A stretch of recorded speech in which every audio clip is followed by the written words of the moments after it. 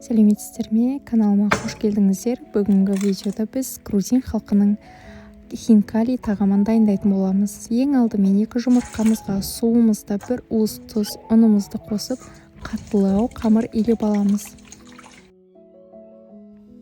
Бірнеше рет қамырымызды илеуін қандырып аламыз. Мен асығыс болғандықтан олай жасай алмадым.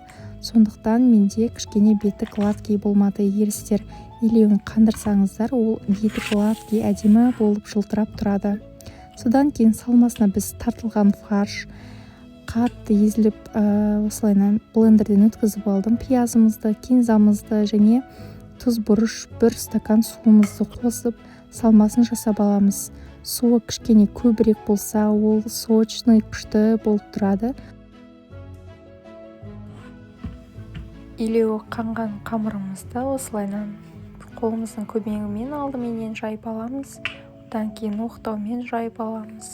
Формаға келтіріп, домалақ форманы беріп шығамыз алдыменен. Содан кейін бір-бірлеп қалың емес, не қатты жұқа емес етіп жайып алатын боламыз. Осы әдісті қолдансаңыздар, қамырымыздың барлығы бір көлемде болып, әдемі болып шығады. Осылайынан түйген кезімізде бізге көмектесуге бокал немесе пиала келеді.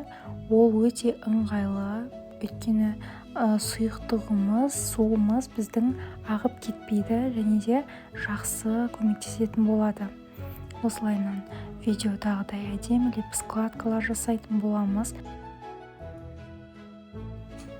Астарын жақсылап осылайынан бұрап, жабыстырып аламыз және де ұшын осылайынан пышақпен кесіп алатын боламыз.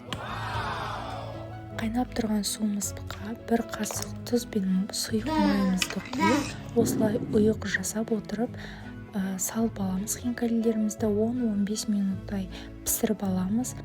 Соңына дейін қарағандарыңызға рахмет. Каналыма жазылуды ұмытпаңыз.